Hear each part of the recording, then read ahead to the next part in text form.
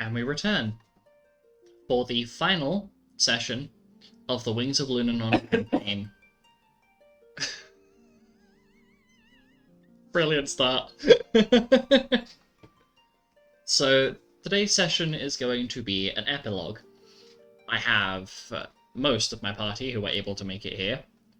Some are ill, so do excuse the occasional interruption or coughing fit. So, at the end of the last session, the party had succeeded in their battle. And we'd ended off with Lupus and Zippy sitting up in the top tower of the guild, watching and seeing figures approaching on the horizon. To find...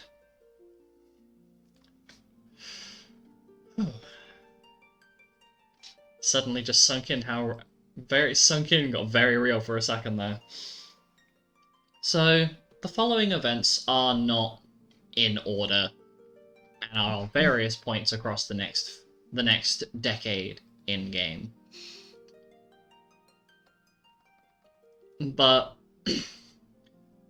the next following few months after these figures are spotted, so you find that everybody made it out alive, and of the sleeping wolves, there were about 10 casualties, which was devastating to find out. But they gave their lives fighting for a better tomorrow. And they tell in the history books of this group of heroes, 40 of the world's greatest warriors infused with the essence of light, striking down the darkness. The warriors of light, heroes of the world, who made every sacrifice they could to ensure that happiness and purity could continue through the world.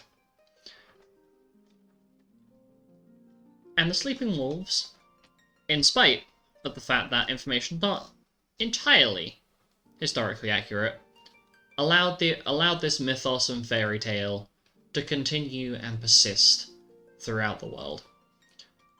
For they did not need to know they knew of the Lillian Beast and the threat that she posed, but not of the nefarious evils that were committed during that time.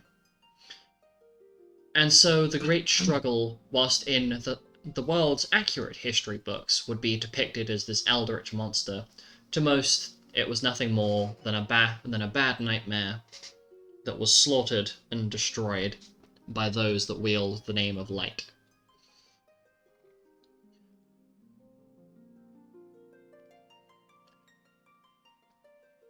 To which...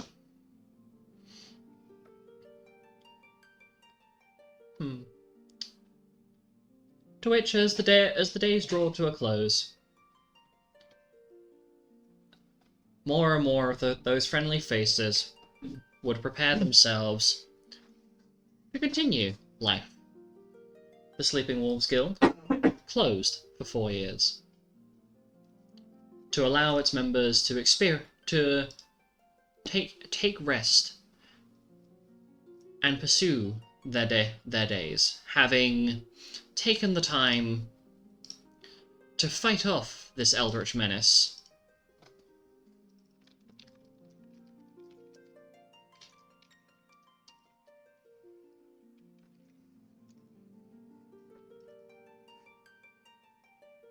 This darkness that had threatened to swallow up the world called together the greatest mages and warriors on the planet.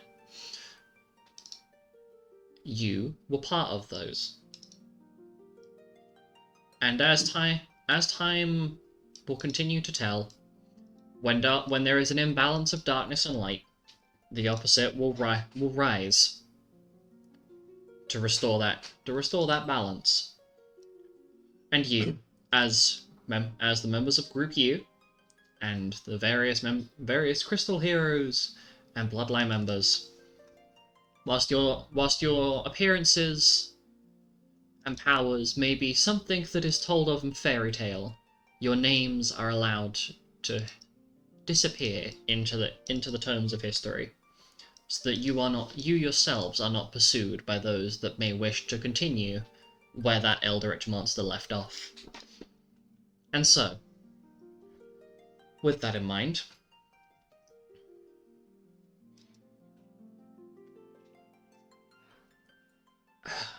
where to start? After a few months have passed, even further on, the guild would close, and upon its reopening, the guild groups would be reshuffled, changed to fit a more appropriate and tactically sound mindset, within which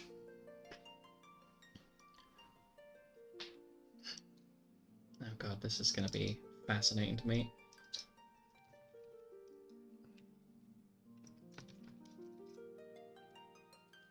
To which our first four members of this story, Alexander Emil, Alice Powers, Aurelius Emeraldus, and Kay Melody Lavender, retain their position within the Sleeping Wolves, becoming part of the new Group J, formed up of many of your old companions.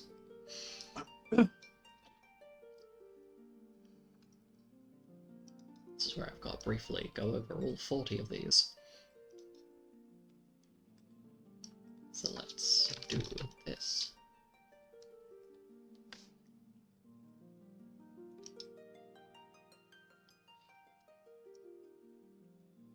Okay. However, you find that a couple of your companions have branched off from the four of you. Xanis, Sarek, and Yuzok have retained their positions at the guild as part of Group I. Ollivander, Nolan, Libidine, Leon, Throck, Axton, and Axton become members of the newly formed Group B.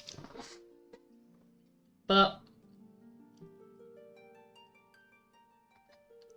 a large number of these heroes and warriors would stay within the guild. But what of those that left the guild? We start with one of the many loose ends. Having been rescued from the horrors that she had committed, Seriel Bleaksand leaves on a venture to travel, attempting to right the wrongs that she has committed during her time with the cult, being helped along by Axton, who, having become part of this new guild, Axton comes to terms with what happened with his family's past, curbs his own ego, and pays formal respects to Gelda by supporting Seriel in her efforts of self-redemption.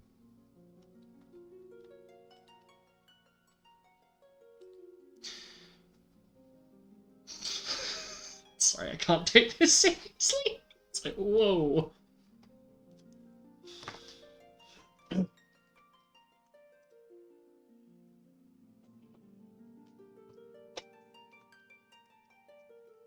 I guess for reference to our watchers, our party are currently losing their shit in the Discord about the fact that Axton actually curbed his ego.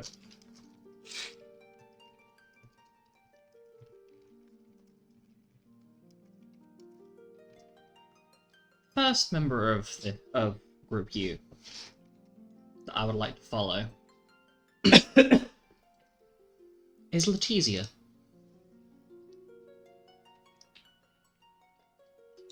Who returns to Mistos and continues her work within her district. And once she reaches that that oh so terrifying birthday of hers, knowing that she will die at the end of the day, she ends up selling all of her belongings, using all the gil that she has acquired during her time working with the Sleeping Wolves to fund her district. However, she doesn't die at the end of the day, strangely finding herself awakening the next morning. And as she is dressing herself in the mirror, she notices that upon her chest is a strange emblem of a howling wolf with the crescent moon behind it. She hears a mysterious voice echoing through her mind tells her to take the position she wishes to, that would best present herself. And as she does so, she becomes a crystal statue, having some mysterious god having granted her the focus, a goal, and upon completing that, she has become crystal, being blessed with eternal bliss, where her soul will persist within that crystal statue, and remain in that state until her soul was meant to re-enter the cycle, being spared of Zodiac's blood curse, and truly ending up with the one-up over him.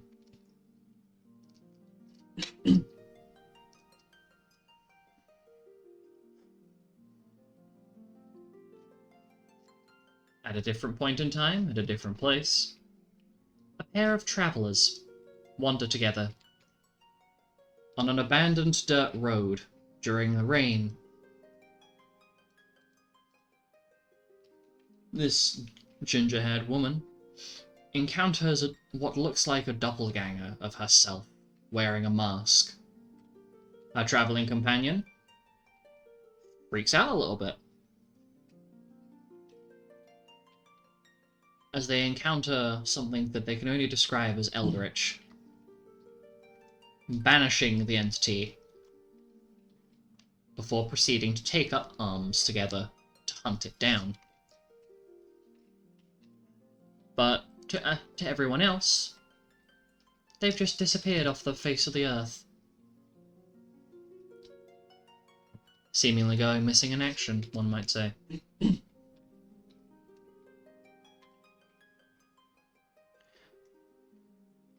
And what of everybody's favourite duck enthusiast, Kazaroff?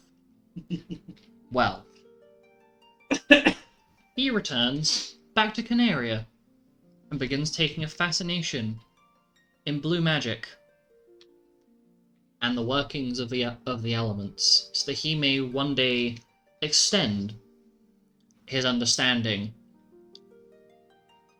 to be able to undertake medical research on that beyond the traditional mortal body.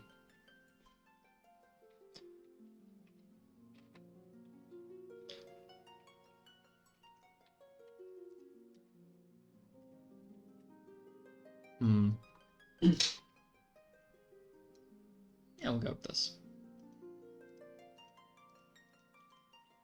And for our lovely, lovely boisterous power lesbian, Marianne, returning home to her bears. Or not home, per se, but a secondary home. Marianne, as leader of the Forest Guard Guild, forms an alliance with the Sleeping Wolves before returning back home, having to once again smuggle her bears on a boat back over to 12-Gate Island, leaving a little sooner than everyone else, as she has been summoned by Vida. But she returns back home to a rather pleasant surprise.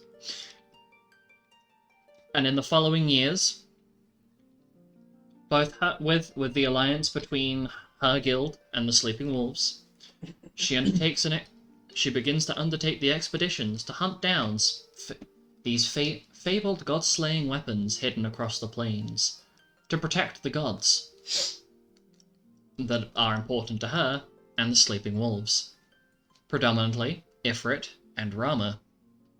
Speaking of Rama, Norik ends up joining the Sleeping Wolves with a lot of convincing, to say the least.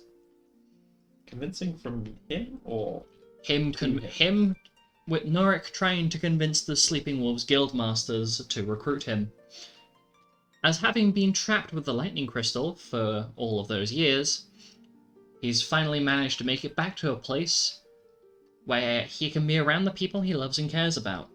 He's not taking no for an answer. It took, after all of the work he did convincing the two of them, he is now able to help the world and have access to the friends and family that he cares about.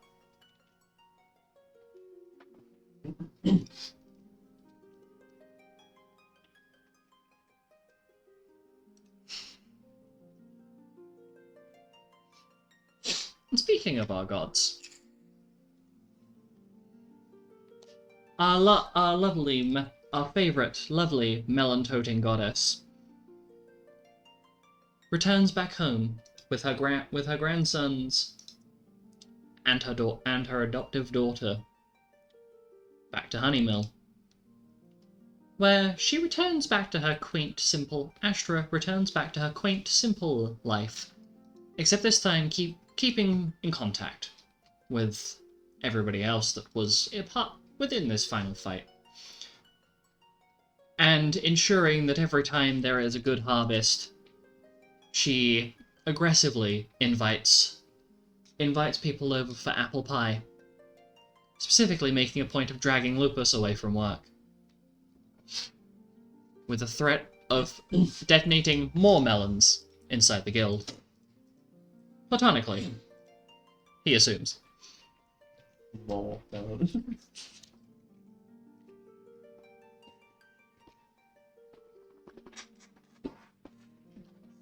I'm definitely not just chaining through all the gods at this point. Diana. What a combo. Shut up. Platonically. Stop. I'm on a flow. Okay. I should not look back at the Discord. Diana ends up returning to Aquarian to continue her role as the Raven Queen, eventually forming a guild of her own to do good on her island and the rest of the world, which doubles as a self-protection from these possible god-slaying weapons, and also as Lupus would best put it,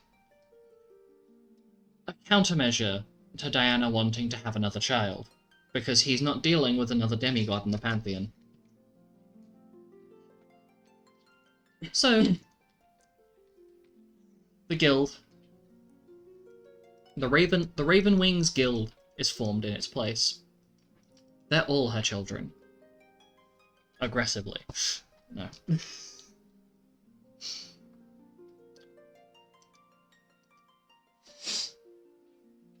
Yeah, I'm gonna deal with the outside the guild first, and then we'll do the inside guild ones. Our favourite MILF and DILF combo, Edith and Gareth, end up moving to Lenfar and starting a magic store together, with where they're now living, meaning that the Seed organization can no longer hunt them, as it would incite a war with Lenfar and the Sleeping Wolves, so they may now live in peace, free of being hunted, with Gareth taking up some special work with Aurolus, so that they might redevelop the Great Sage powers to their former glory, with Gareth also making a new little side hustle on creating a book for blue mages on where best to find their magic spells without the risk of losing their lives in the process. continuing their with this lovely couple, definitely continuing their education lessons on the pleasures of life, as one may put it.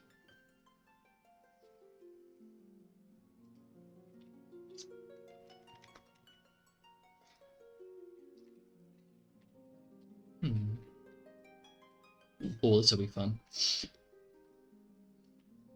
Ankh and Mace end up both returning to Valeril to spend time together with as they are the only remaining members of their family. However, Ankh ends up forming quite a strong bond with Kay, the pair trying to figure out together how to end the runic curse of the Necromancer bloodline and preventing the Devour rune from causing any more chaos. With Mace making a donation to Kay, so that she and the two remaining hounds, may find a way to cure that curse.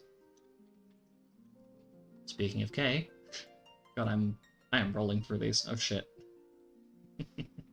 Uh-oh. That's a problem.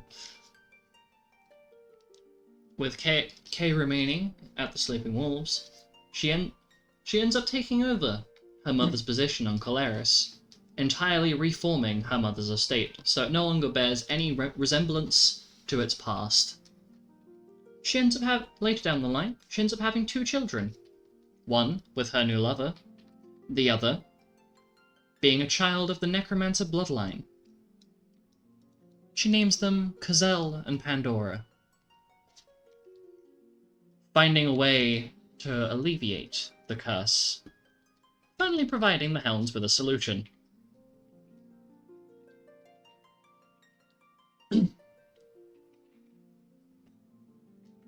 And much to her amusement, her inspiration for finding love was that between Alec and Aurelus, whose bond deepens over time spent in the guild, with Alec finding out new things about himself, such as his nature being one of the senseless demons and devils, allowing him to walk the line between the two, between demonhood and devilhood, being able to tamper with both sides of their infernal magic. And when Alec and Aurelus aren't tampering with the underworld, well, their ventures together has meant that Aurelus has managed to move past what happened on the island of Tempiel, and he's taken up the mantle of his father's research to learn more about the origins of the bloodline magic and those powers that were gifted to you, in hopes of developing them further, learning how your bodies and bloodlines were infused with this magic, in hopes that making them stronger, more powerful.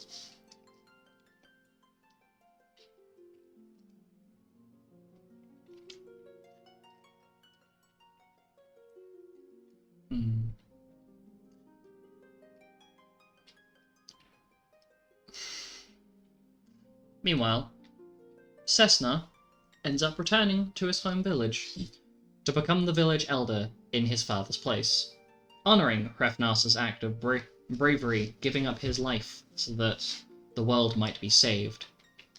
Cessna ends up leading his village to a more prosperous life,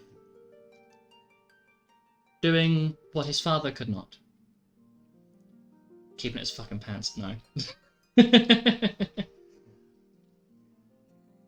He manages to make the city prosper and develop much further, allowing them to more comfortably handle the time mages that may enroll there.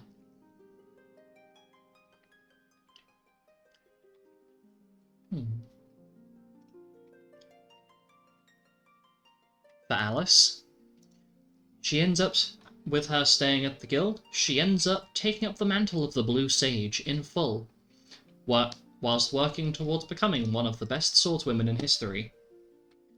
And, in time, her relationship with Bilsway develops into something a little more.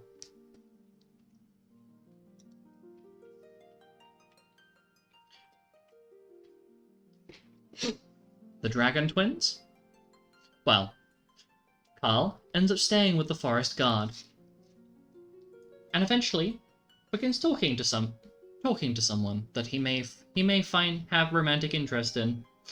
However, he has yet to find somebody who can deal with the fact that his chocobo Rosemary not only is highly intelligent and capable of basic human communication, now understanding common in full, but using her literate beak for greatness, writing academic papers for the citizens of Honeymill.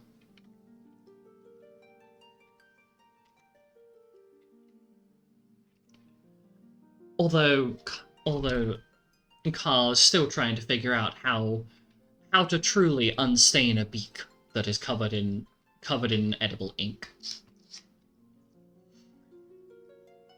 Milo, in spite of the sadness and tragedy of what happened, also returns home to the forest rangers, but ends up leaving, understanding that perhaps his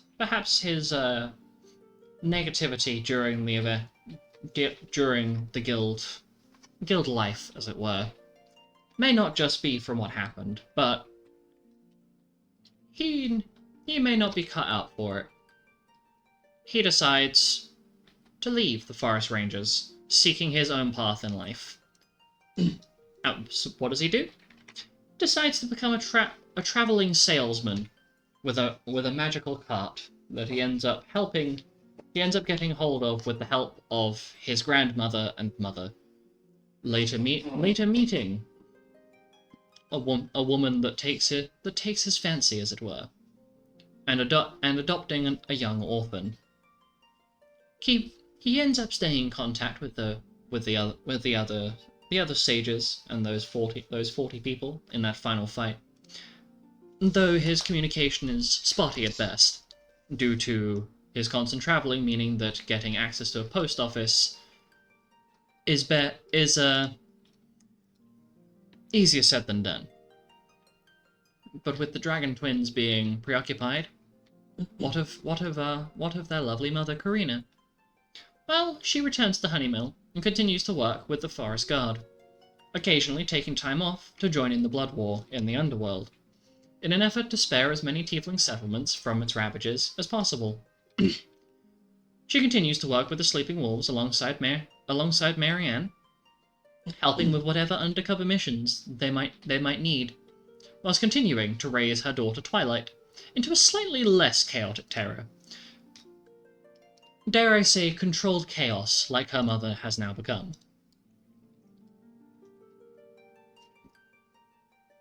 Teaching her daughter that the essence of chaos is good in the right moments. Somehow. We don't know.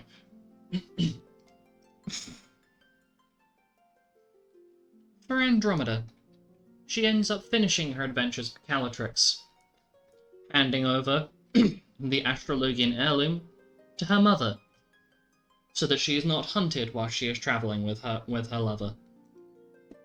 And eventually, when their adventures conclude, they end up taking up the job of farming together, being given a nice little wheat field, a little ways outside of Lenfar.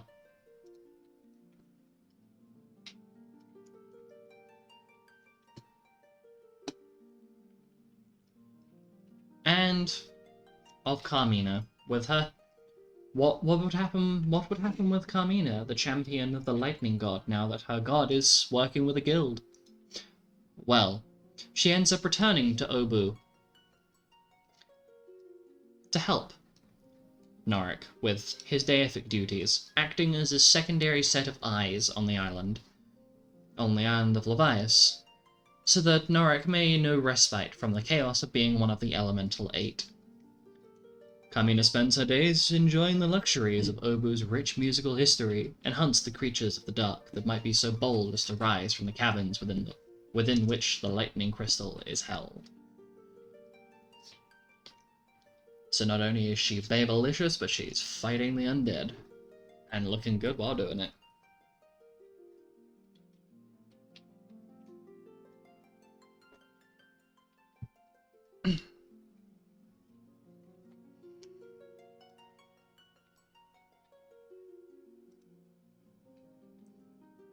Clementine ends up following in her mother's footsteps, becoming a powerful swordswoman whose very name commands respect. And eventually, she plans on settling, once she can find a man that she loves. Or a woman. Or maybe she'll take both. She's not really settled yet. With Grufnev and Libidine, they both end up joining the guild. They both like Dishtaff, but they both want world experience.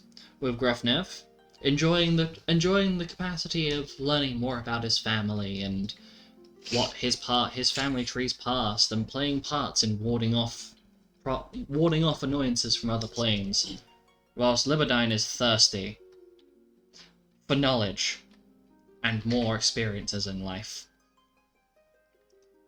To which him and Penton form a quite unlikely alliance.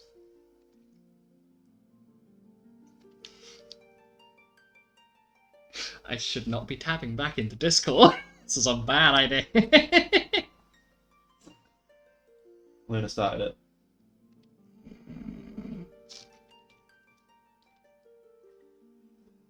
it. For Xanis, he ends up staying with the guild and becoming the leader of a newly reformed Group I. He ended up achieving his goal of getting to fight alongside his fathers, and whilst his life certainly took a change, he's ended up extremely happy in his role, working with the guild to make the world a better place. Oh, you sappy fuck. Anyway, and during this time, Xanis ends up in a polyamorous marriage between him, Yuzok, and Sarek. With Sarek finding himself in a new life to settle into, and providing wise counsel to Group I's leader, using his knowledge of travel that he's gained whilst traveling to better their efforts. With Yuzok being roughly in the same position, but finally being able to dig in his roots, as it were, and find somewhere that he's happy with.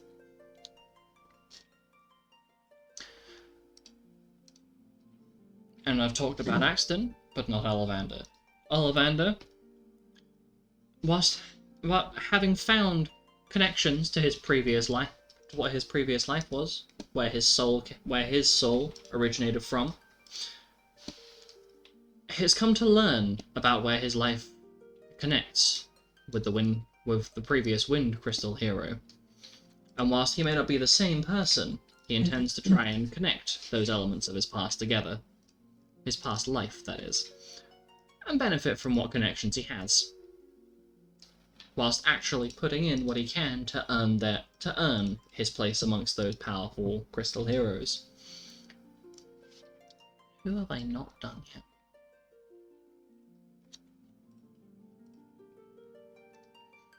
Oh, this could be a little bit of a heartthrob.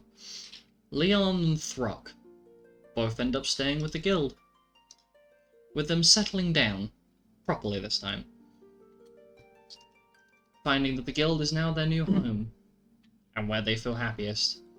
With Throck, much to the rest of Group B's displeasure, starts trying to learn to play the drum, so he can join his lover in his passion for music. Enjoy, if you will, the mental image of Throck playing the drum. I'm sure that is quite comical for most of you. Rock on the bongos.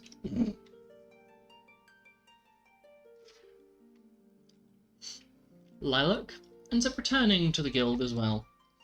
Except this time around, he's figured out something about himself, and eventually makes it through the struggles of adjusting to being a widower, and makes something of it, so that he may be reliable for his daughter and his fellow guild members, becoming one of the two therapists within the guild, helping Gore out with his efforts.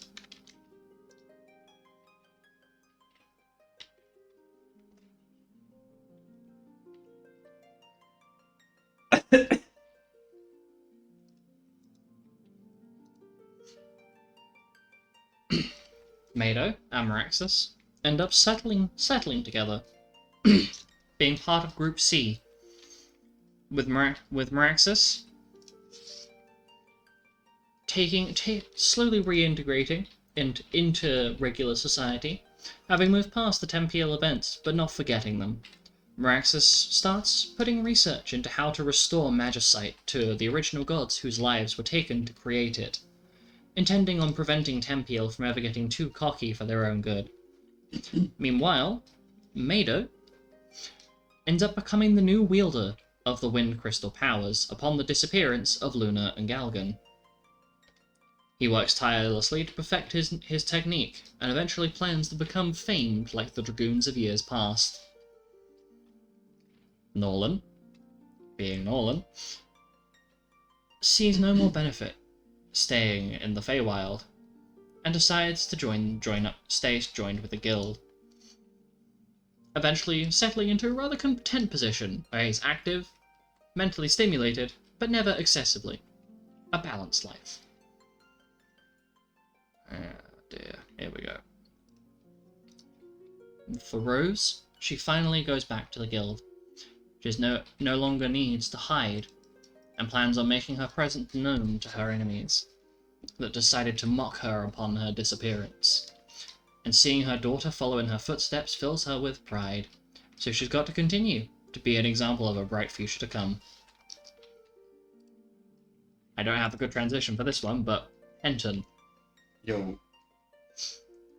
Penton has settled into a new home, seeing no real reason to go.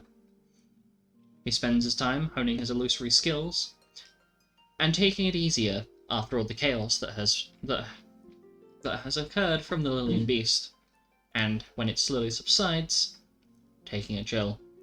Eventually working with Lupus to help rescue his father Reginald from the Nine Circles, bringing him back to the material plane.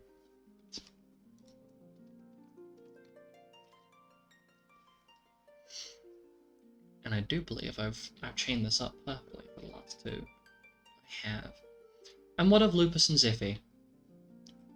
The two chaotic little shits that were the guild masters for those final fights. What were they doing? Where have they ended up, you might wonder? Well, stop wondering, because I'm about to fucking tell you. The pair return to the guild. Ziffy, remaining in place as the secondary guild master, continuing to help run the guild, and starting to get lessons from Lilac and Gort on how to handle himself, his emotions, and stress better. So when Lupus is away on missions, he can be a bit more effective as a guild master.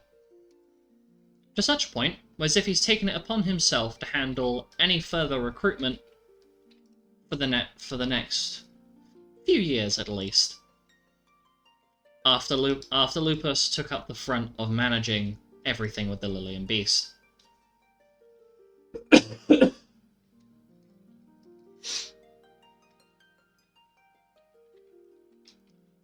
And finally, Lupus, who, upon return to the guild, decides to restructure it.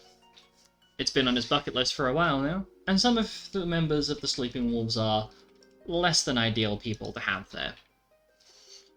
With the Lillian Beast now gone, Lupus no longer has to fear the return of his mother, and can actually rest easy, moving on from the horrors that were inflicted upon him years ago. However, the motherfucker can't learn when to stop. And the Sleeping Wolves has taken up a slight power struggle of sorts against the Order of the Crystal, as their behaviours are somewhat destructive. But after facing two world-ending threats, Lupus is happy to deal with something that won't result in the world's obliteration, for once.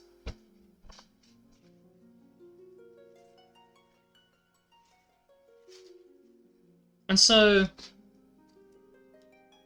having taken a few months to chill, Lupus and Ziffy start doing some reorganizing. And with a little bit of help you people are called to the guild on a random day. And to nobody's surprise, of course they answer. At a sitting around table with a boiling teapot in the middle are Lupus, Ziffy, Astra, Diana, and Marianne.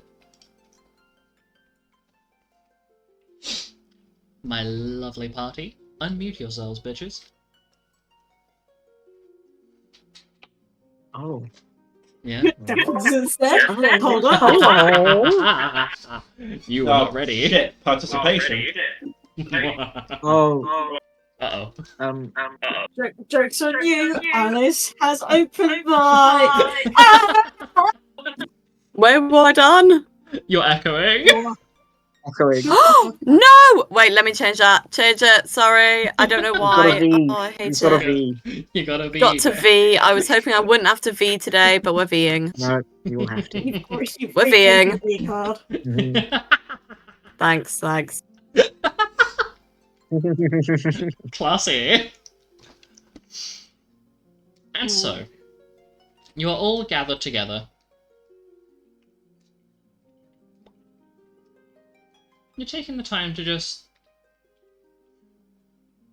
take it in.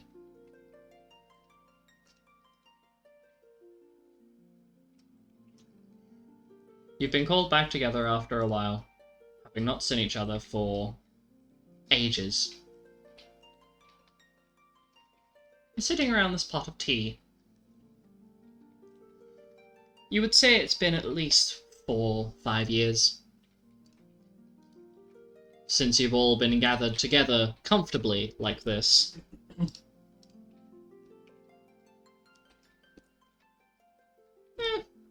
Yeah, we'll say just shy of 4 years. The guild hasn't reopened yet. You're all sitting there, the guild hall, quiet, silent almost. But it has a comfortable peace to it.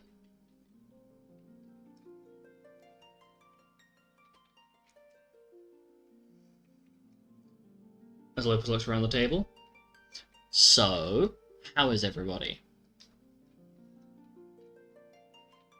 Good. Everything's been How are alright. you? Lovely. I'm glad to hear it. I suppose we won't be able to have these gatherings too frequently once the guild reopens. Although, did Ziffy tell you about what he ended up doing with one of our guild members the other day? Wait, which one? What? Throw him out a window? No. What? Well, and what Lupus does is proceeds to wave a hand at one of the windows, and it changes slightly to almost like somebody's playing a projected image through it. So basically like a TV, and you get to watch firsthand as a guild member you are vaguely familiar with, Shalnar, a very large, unnecessarily buff Quoo man, is trying to force Nalissa, a blue dragonborn woman. I'd assume you're familiar with who these people are, because your kids have probably told you enough about them, or you've been around the guild enough. Stares at Marianne. My bears don't talk, unfortunately. The bears don't recognize, but you do. As you watch Shalnar trying to basically force Nalissa to leave the guild with him, having been allegedly kicked out together, and so he's trying to force her to take his bags. And she obviously, understandably says no, because she's not being enslaved by this man. And so as he starts getting aggressive, you watch as just off frame Ziffy slides, heel slides across the floor, with his Moonshatter shotgun in hand, and proceeds to catapult Shalnar so far he disappears from view.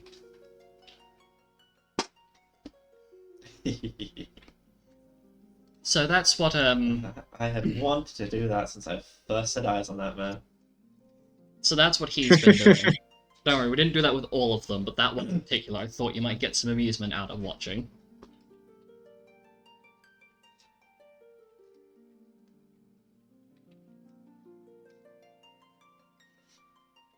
So tell me, have you had enough time to process the chaos of what's gone on?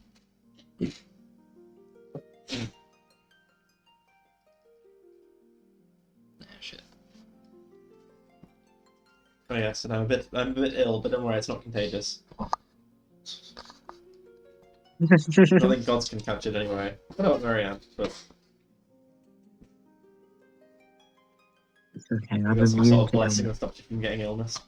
Hang on. I've got the muscles. It's impossible You for just beat anyone up to the infect me. virus. Beat it in the Immune to Exactly, all your exactly. illnesses. Immune I to mean, illness, I'm, period. But I need that in my life. Yeah.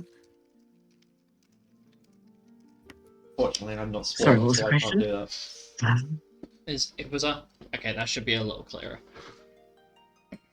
Lupus basically asked if you've had time to process what's happened. Have you had enough time to mentally sift through everything?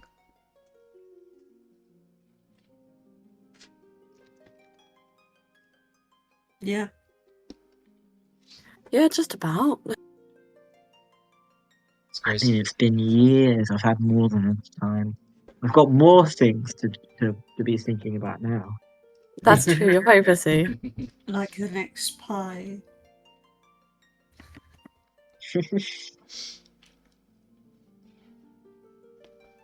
And as you're sitting there enjoying some lovely slices of pie that Astra has brought with her, and drinking tea together, in the rooms below, Alec, Alice, Penton, the three of you are playing a game of cards.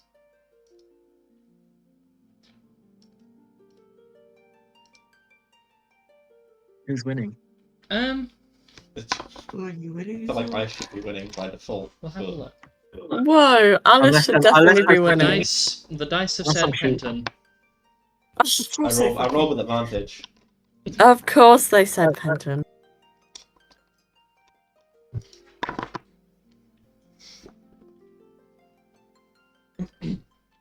Go fish. Why do you win Go every fish. game? The next one I'll get you. For sure. Yeah, come on, give us a chance. Alright, fine. I'll play with my eyes closed.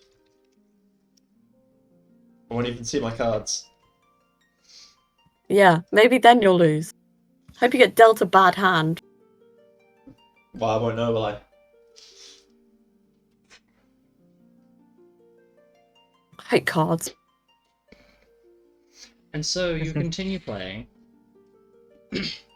and I'm gonna cut. Yeah, we're gonna cut over to you.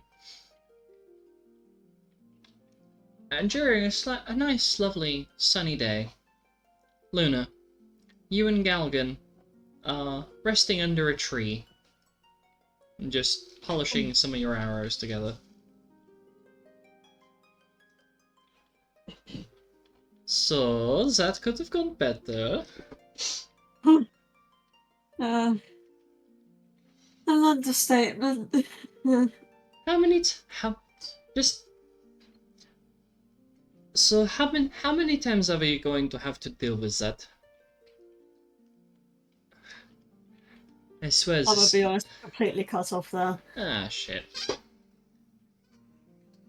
That thing just keeps coming back. Why? Why does it keep coming back? I don't know. It seems obsessed. I was going to say, what is it? Is this thing's obsession with you? Well, I'm gonna have a little guess. That it's probably the thing that ate one of my fucking scales. Fucking remember when Catsworth pointed it out to me. I probably should pay more attention. Well, did it at least leave any sort of compliment as to what you tasted like? Did they leave a star rating? No? Okay. No. And Galgan looks at the ground a little bit disappointed that there is no answer to the question. It's like, But clearly, since that they seem to be coming back for seconds, I think I rated pretty high. and so he ponders. Well, I mean, that would imply that you are tasty, but are we talking Michelin stars? Are we talking 5-star? What do you reckon? If you had to rate how you tasted out of 10, I'm not coming on to you before you even try and think that. Don't worry. That was not on the cards.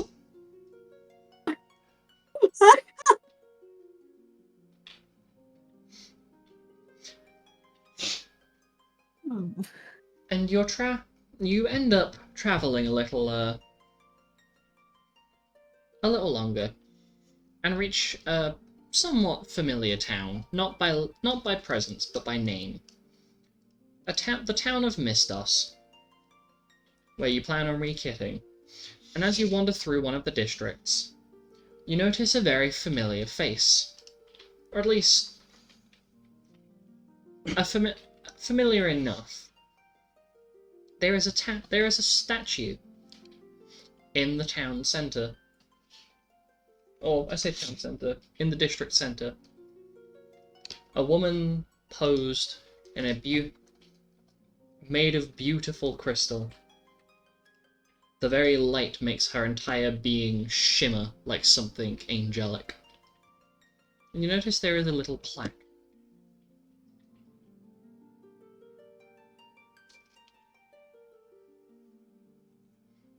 Would you like to approach it? Yes. And as you approach, you recognize who the statue is immediately. It's a crystal statue of Letizia.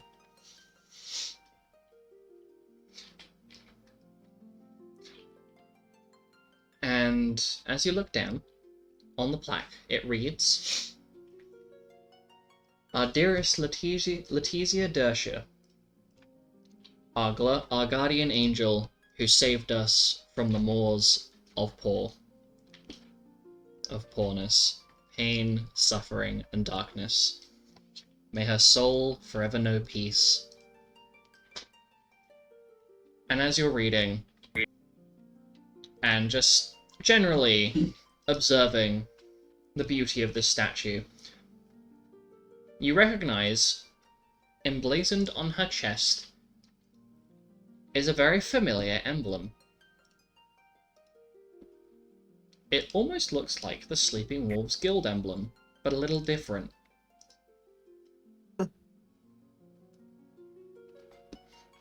It's as though somebody has taken the Sleeping Wolves emblem, duplicated it, and flipped it, so they are attached together. If you were to put the old metallic emblem you had next to it, it would look like one of those heart necklaces that has two pieces to it.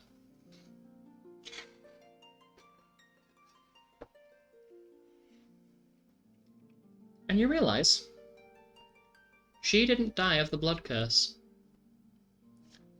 She was saved by somebody. Somebody that has connections, deep connections to Lunarius. And one name crosses your mind. You know who did this. You know exactly who did this. And yet she seems blissfully unaware.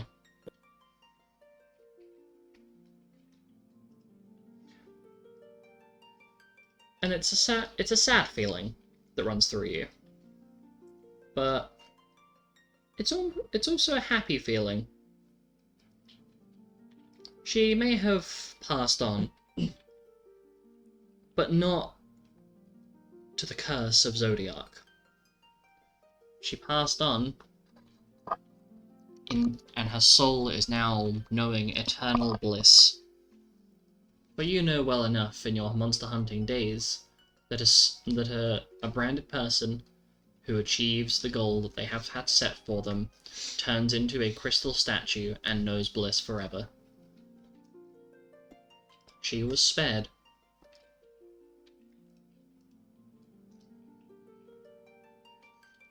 However, you look up and realise that Galgan is trying to put a lettuce in her hands.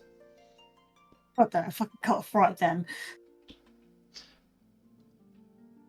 You realise that Galgan is trying to put a lettuce in her hands. Go again. What? This is not proper etiquette? I am paying respects. I remember hearing her being called lettuce a lot. What is the problem? Oh. We're in a public space, Galgan. And you notice there are a couple of pairs of eyes looking at you a little strangely.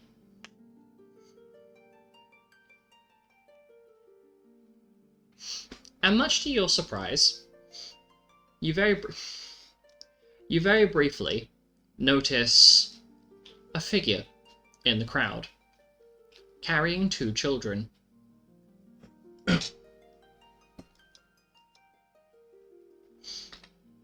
With the soft greyish lilac-coloured fur, she has 2 babies swaddled to her form that she is carrying around with her. You meet her eyes, you recognize her, it is Kay. However, before you can really call to her, she disappears amongst the crowd. And you realize that by her, there is a basket of offerings to the city, or that district of the city, not too far from where the statue is, within which there is a very large pouch filled with gold, or gil, a very large quantity of gil, mind you, and a single lettuce.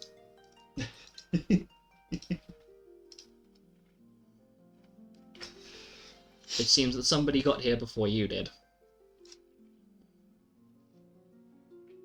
One of your old companions got here before you did.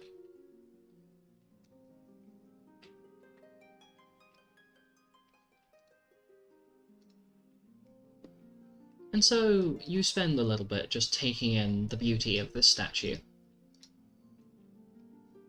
Unfortunately enough, somebody has been kind enough to fashion what you can clearly tell is smoothed down, see-through, like opaque glass that has been melded to this statue as clothing. As you immediately recall that the only thing that forever turns to crystal is the person, not the things they are wearing. So somebody was kind enough to work some dark glass to put over her form, but she is radiant as the sun.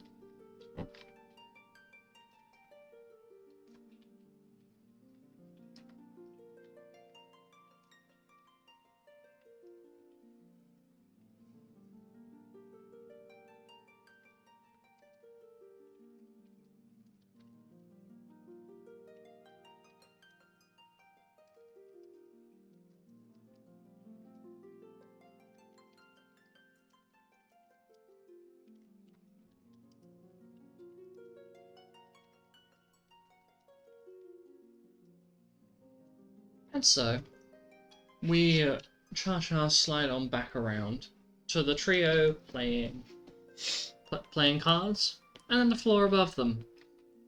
The Crystal Hero, what is present of the Crystal Heroes, communicating with one another, having enjoyed some pie and sipping on tea. Well, have you heard? Our resident bard has been making quite the name for himself here. Oh, yeah, finally. And not necessarily in a bad way, just a little bit eccentric. When is he Well, he gonna- hasn't changed then. He really hasn't. However, he has gotten a bit more of a taste for danger now. he has gotten much more of a taste for danger, which is a little bit frustrating. You see, I order these donuts for the guild every now and again because it's a nice treat for everybody when there's a lot of missions going on. We've got a lot of backlog to cover. Simply put, he's become obsessed with these donuts that have green and yellow sprinkles on them. And just last week, I caught him sprinting for his life the other end of the guild because he took that donut from Cedric. Big Knoll guy.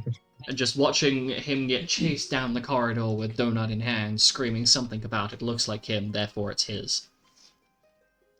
Oh, He likes the donut's vibe. It's the only donut I he can likes. picture that. It is an experience. Understand? Well, I want to see that myself, to be honest. I'm sure you will if you stick around. Yeah. We'll make sure to invite you guys around the day that donuts get handed out. Where is he anyway? yeah, so you brought pie but no donuts? Well, Astra brought the pie. I brought the tea. That's true. Yeah, you brought Honey, the you tea. always bring the tea. The wolf Do you have any smiles at you. tea on how the guild is doing? Oh, yes. Well, we've certainly had some interesting developments. A lot of the guild groups have resettled. Ziffy is in the process of onboarding some new recruits, which is going to be interesting. Indeed, I am. There's one particular one that I did question his judgment on, but I can't disagree with him. It's a man named Carlos, who literally got hired because of his voice and nothing more. It turns out he's actually very proficient, but Ziffy just hired him because he liked the way the man's voices sound. It's the experience of a lifetime. You hear him say his name and then you just sort of hear this weird song in your head and you just can't help it. Yes. Anyway, aside from that, the guild is developing well. We've managed to re-stabilize. We managed to get through 4 years worth of missions in 4 months. Turns out when you deploy a whole guild at once, everybody gets something done. I've managed to figure out where managed to get in contact with Ankh and Mace. They're getting on quite well. Apparently they've teamed up with Kay to do some research. Oh? Cool. So that's neat. I haven't been able to find Luna or Galgan yet, but I've had lots of reports of people that are almost identical to them. So they're Almost identical?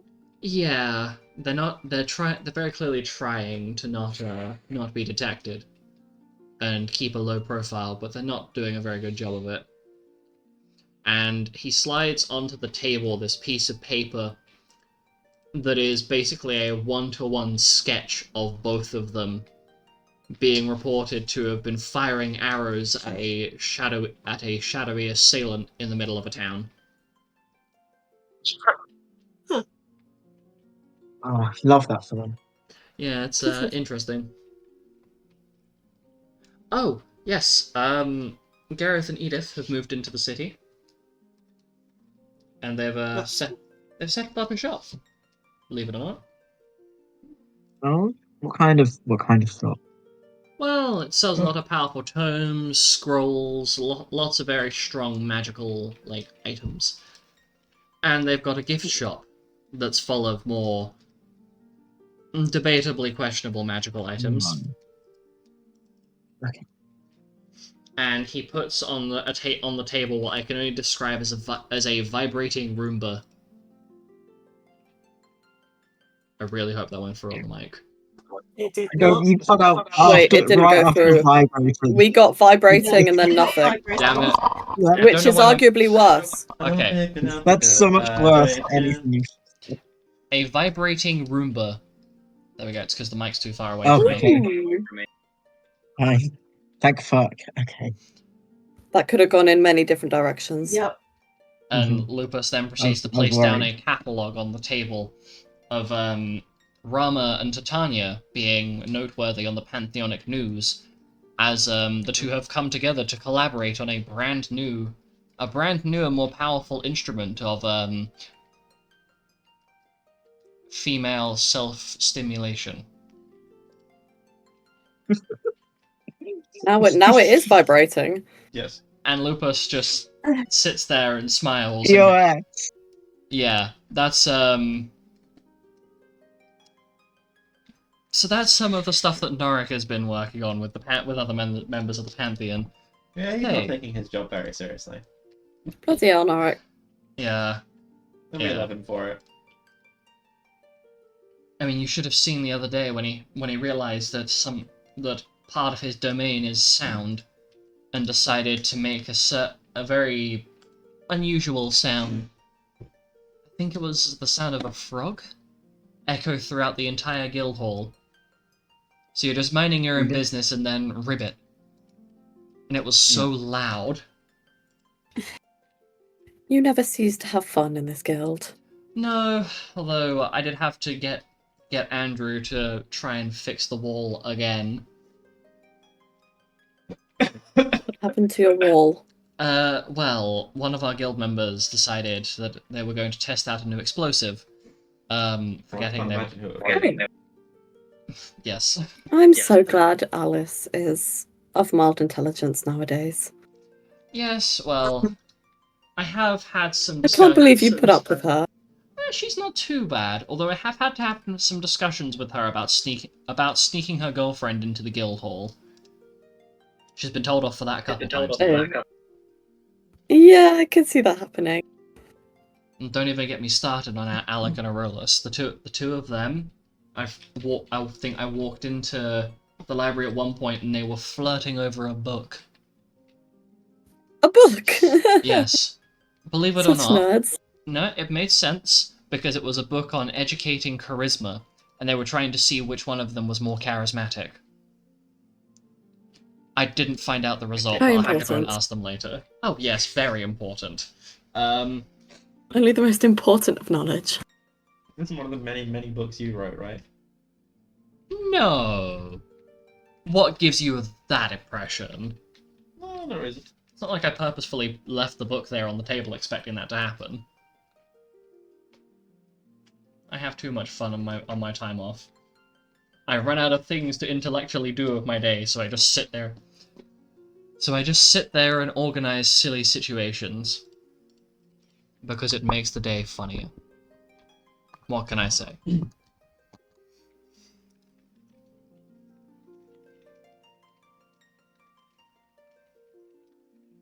Anyway. Any developments on how Milo and Carl are getting along, Astra? Well, as you know, Milo's been travelling. Hmm. He does try to stay in contact, but obviously it's quite difficult. Carl, I think he's got something going on. Yeah? I'm not sure it's quite ripe yet. Have they been introduced to Rosemary? Has he told you that at all? That normally indicates whether it's a good or a bad situation. I don't know yet, actually. You'll have to keep me updated on that. I do like finding out what's going on, and Karina's got her hands full with being well, Karina. You know, I heard I that, love to hear about what. Go ahead. Oh, I was going to say, I love to hear about what, all of you are doing, how the kids are doing, the grandkids. Oh, we are getting old now. Yeah, it's great. It's crazy to believe that all of this started almost 60 years ago at this point. Don't remind me. And you stood up like a day over 20. Ah, I'm assuming that was aimed at me. No, it's in Lupus. Lupus is immediately going to deflect that comment to Diana.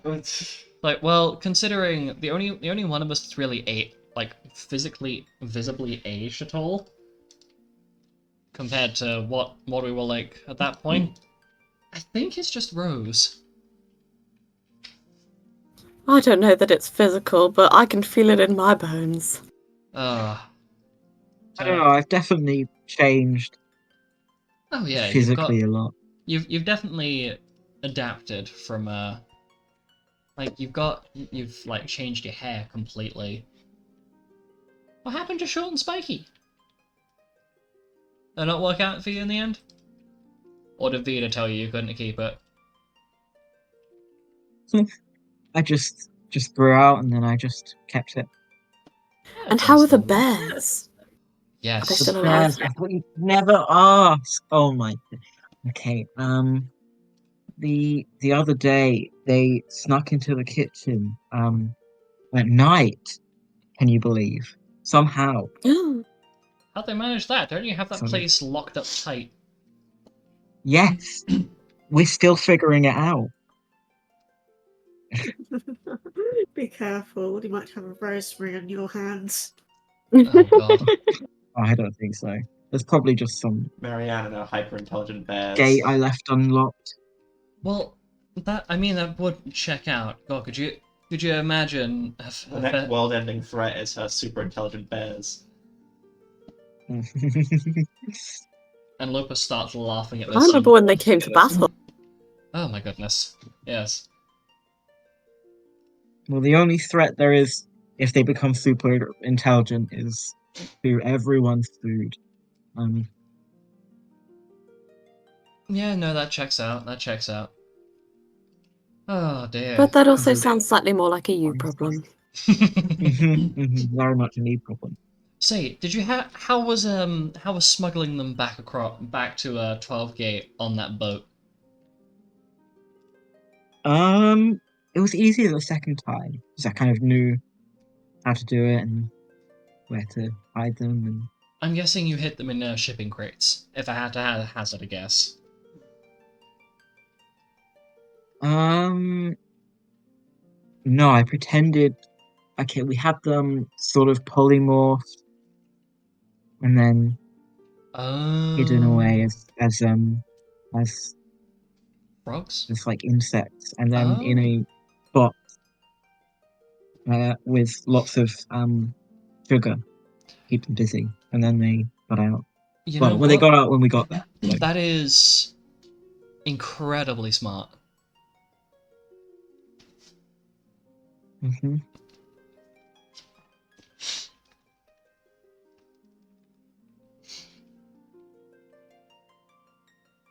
Oh dear. And you can hear from the floor below. You can hear some very loud shouting. And it sounds like two people swearing at each other and having an argument.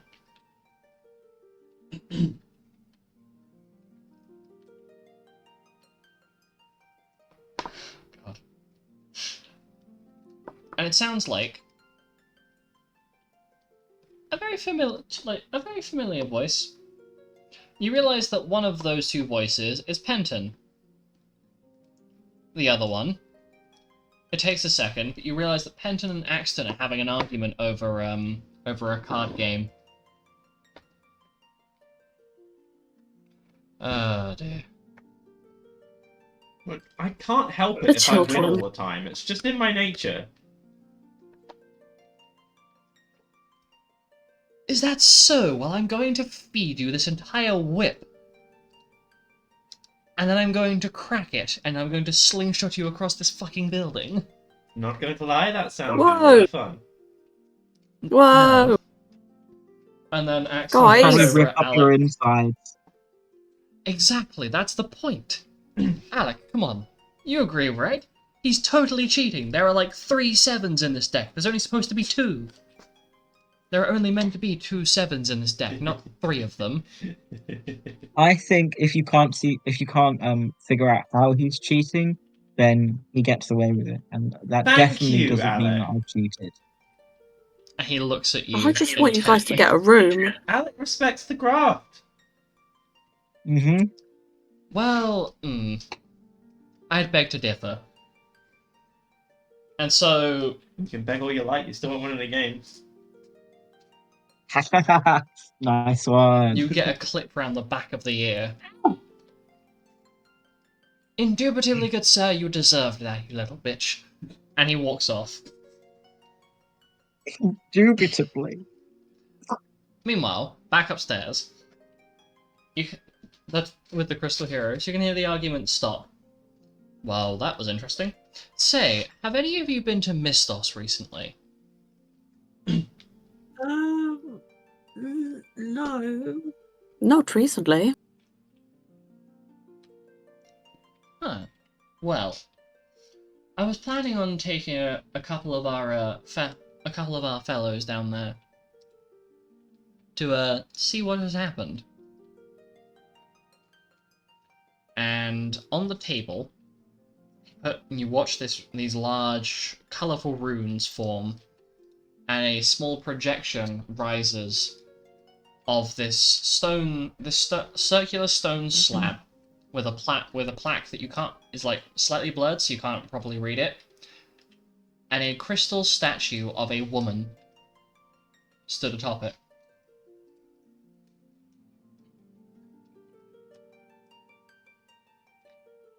Oh, Look familiar? very familiar. Well, I was planning on taking Alec, Alice, and Penton to go and see them. We haven't seen Luna for a while, so can't exactly grab her at the same time. But you know, I think that'd be nice for them. well, you'll have to excuse me, as I should probably go and take them now. To be fair, so I shall leave you four to have your lovely debate on whose pie is better.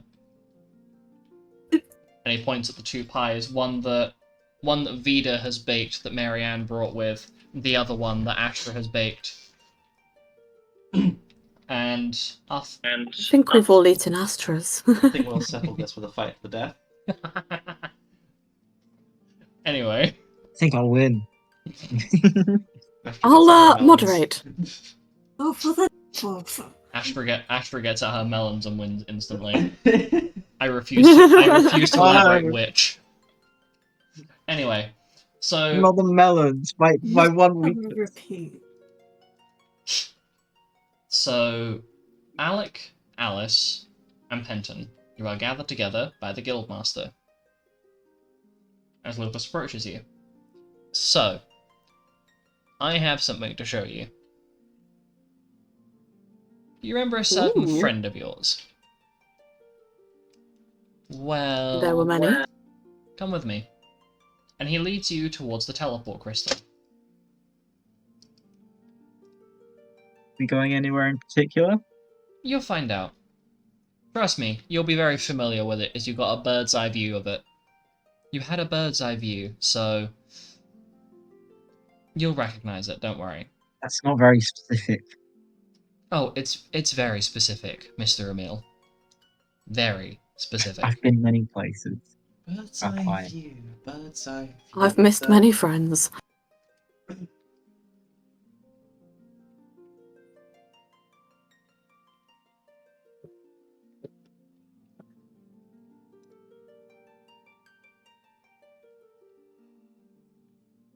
I've figured out why my mic is eating crap because it's trying to pull the audio from my webcam.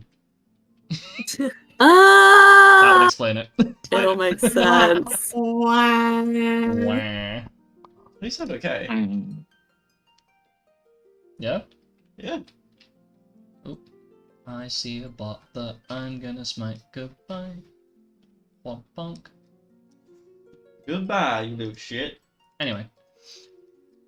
So you end up being taken through the portal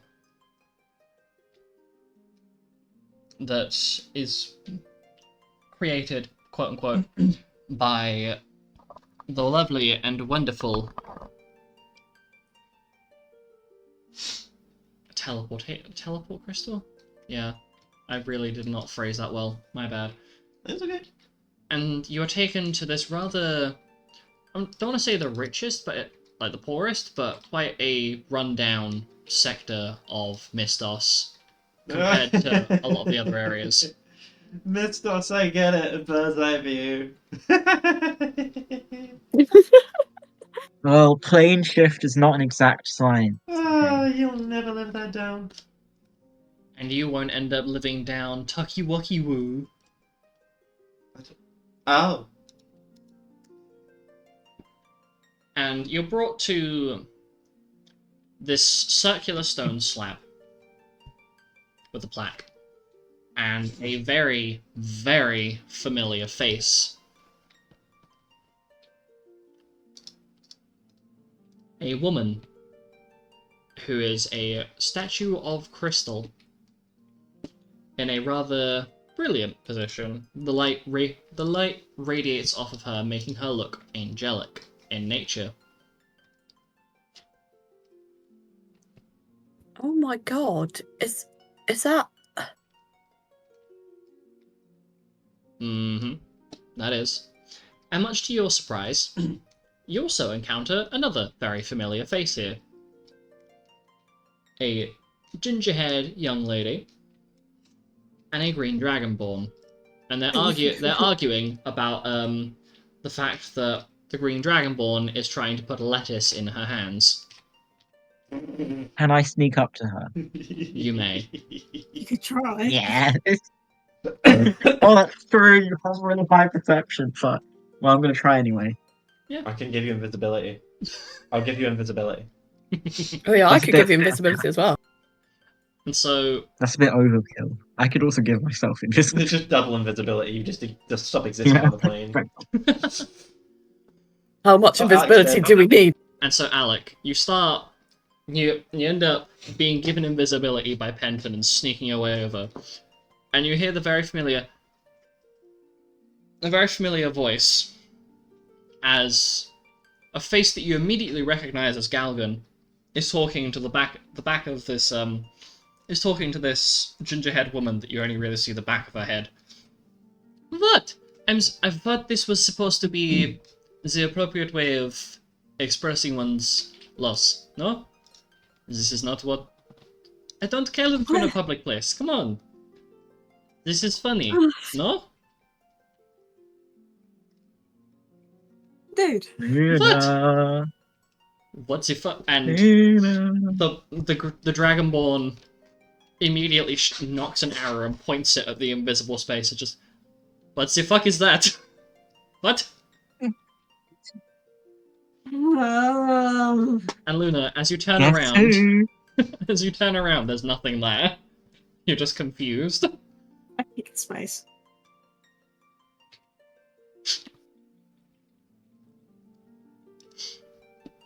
Boo, and then I appear right behind her. Oh, you didn't hear what I just said, did you? No, Oh no. Oh, I just no. said I kicked the space. Oh no! So I've Alec, moved. I've So- moved now. Wait, You- roll to hit. Roll to hit. Yeah, roll to hit. Ooh. So, no, we're not doing this because I ain't got sheets open. I can't be asked to deal with this. I've So- got Moon. It's so... Oh, okay. I've got Alex sheet open. Okay. Let's do this. I doubt Sure. that Mark, Luna would Draken actually critical. just be able to... Oh fuck, my armor class is oh Back to normal because I've removed all of the long-term buffs. Yeah. Like, Yeah, random, fuck. what would I even roll? Because I doubt that just, like...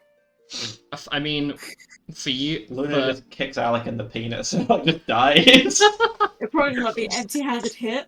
That and a percentile dice. and the percentile.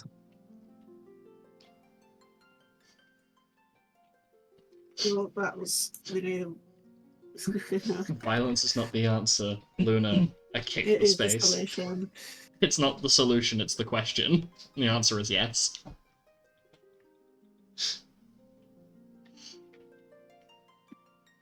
My AC is like 142.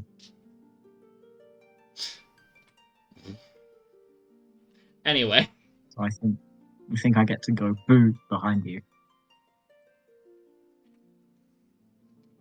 Well, I don't think you're so much doing boo behind Luna as she is facing. So I'm gonna say for the sake of fuck it, I think this is funny.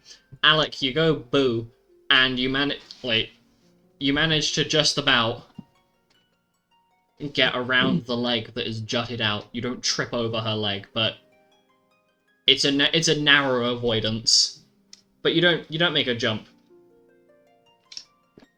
You do, however, make Galgan jump. Ah, it's me, Alec. Oh. Well. Where is the list? And he looks around, and he spots Alice and Pendant. They're over here. Yeah, we're just standing here. Well, come on. We didn't bring a vest. This is her. And as the two of you end up approaching to join the rest of them, you gaze upon the visage of your friend. And you immediately recognize what appears to be a modified version of the Sleeping Wolves Guild emblem emblazoned upon her chest. She was granted a focus by somebody attached to Lunarius. Stares at Lupus. And Lupus is standing there, just kind of looking away, avoiding eye contact. Well, it seems that somebody was generous enough to give Letizia a little bit more than just death at the hands of Zodiac.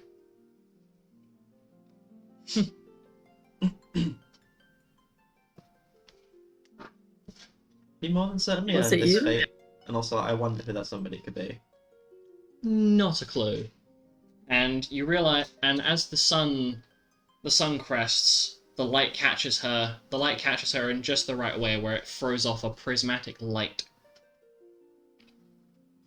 And it is effectively like a prism. It projects this rainbow light is projected all through the square. And it highlights these little coloured cobbles, and it makes the whole space around her look like a globe of rainbow light. May she rest in peace. And Lupus smiles. Well, considering that she completed a focus that was given to her by a god, she will know nothing but eternal bliss. She's resting pretty peacefully then. Yeah. And thankful that she should be thankful that somebody decided to, clothe her. And you notice the dark coloured glass that almost exactly resembles the outfit that she wore during the final battle. Otherwise, she'd be, tastefully nude in the middle of a square. It'd be a bit awkward for her. Well, it's not I like think we if she haven't was, seen her I nude think if she before. was nude, Well, I think if she was nude, they wouldn't put her in the middle of the Do people square. of Mistos know anything about this? Yes? Or is this just a statue for them that appeared one day inexplicably? This was put here by one of the 4 council members of Mistos. I mean, look at the plaque. And it's there a are, plaque. and it's the same inscription as previous, but there is a second one. There are multiple different inscriptions. Okay. So you look at the second one, because as Luna's like, yeah, this is what the first one says. The second, as you look down at it, you take a second.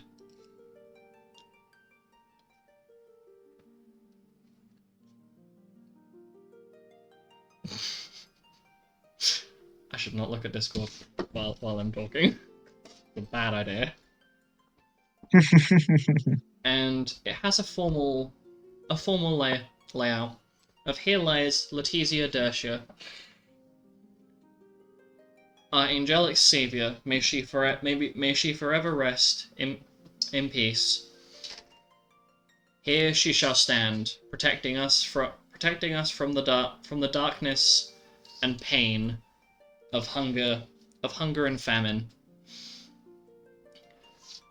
May her light guide those that struggle. May she bless be blessed by those in the Pantheon, and know peace in her soul. And there are various other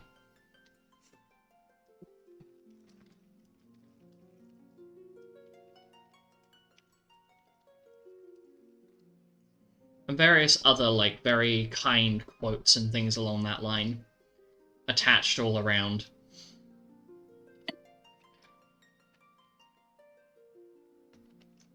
And a few years go by after this gathering together. What do Luna and Galvin just go, right, see ya? Pretty much, yeah. You are not on the grid for them. So I'd imagine you just carry on with your life. It does not elaborate. No. If it was something that was dangerous, I'd imagine that Luna would elaborate. But this is a brief meeting. Several years go by. And a young woman brings her 2 toddlers to look at this statue.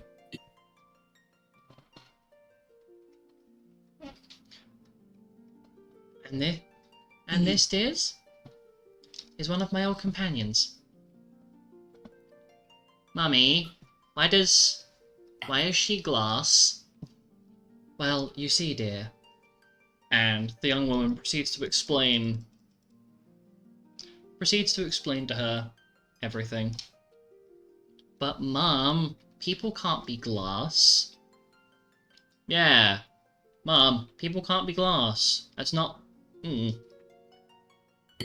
Pandora. Cozelle. Why don't you go play for a bit? I have some offerings to give up. And the young woman places down some flowers.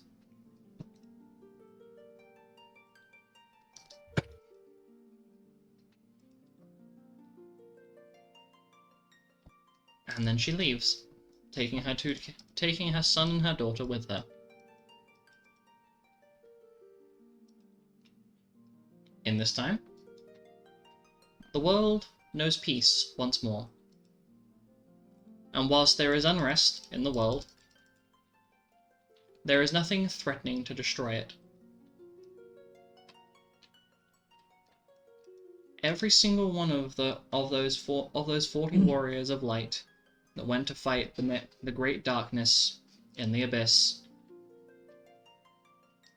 has come to settle and rest, knowing that every single struggle, every little effort that they put in place, every loss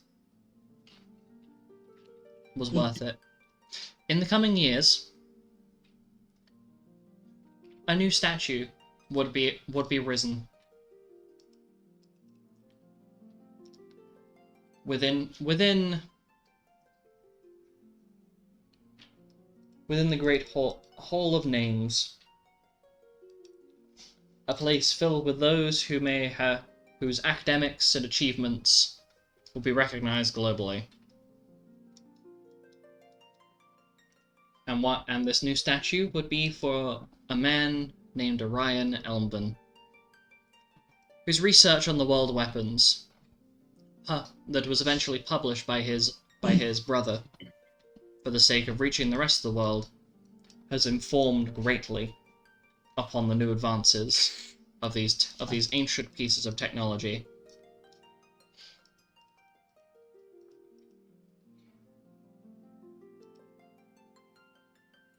Among these little monuments to people that were lost during the fight for the Sleeping Wolves, alongside the Sleeping Wolves, the hounds that would chase down the great prey in the darkness, would ultimately know their recognition. And during this time, Marianne, the champion of Ifrit, will be granted further power and a divine mission to live. The following of the Raven Queen would rapidly grow. The number of Shadarkai elves would spike. The god of lightning would once again know his domain and settle. And the goddess of the harvest would come to domineer over Hades, the god of famine.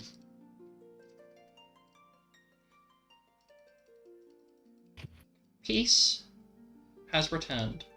And whilst the struggles of different factions will continue, it is thanks to you that this peace has come back. I'd like to thank you, my players, for what you have just completed is the final section of my world's lore. You have written history with your actions. Be it the silly, stupid moments, like the lettuce, the beef jerky, the candles, or the deep and serious moments, singing Moon River atop the Shadow Spire, finding a mass of cloth that is the lost soul of the lost vestige of a soul taken, the death of a small baby moth. The joys that you have known, the reuniting of lovers, the victories that you've shared, the joys and happiness that you have shared. As a dungeon master, I am so proud of you all for putting in all of the effort you have over the last 4.5 years that both projects have occurred.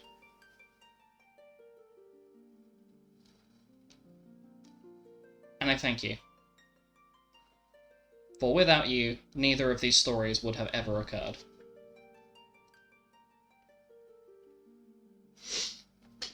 And now you may enjoy the peace that you have created in this world. Your characters have come to a rest. There is no more that they are going to be put through.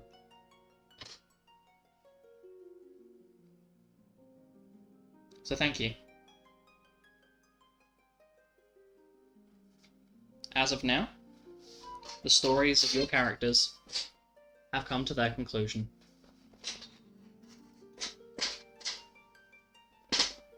And whilst there are more stories to come, none will be as world-changing as these.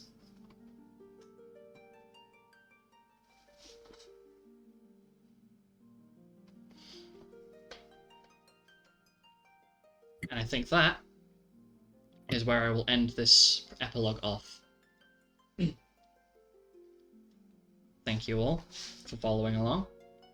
Thank you, my players, for everything you've done.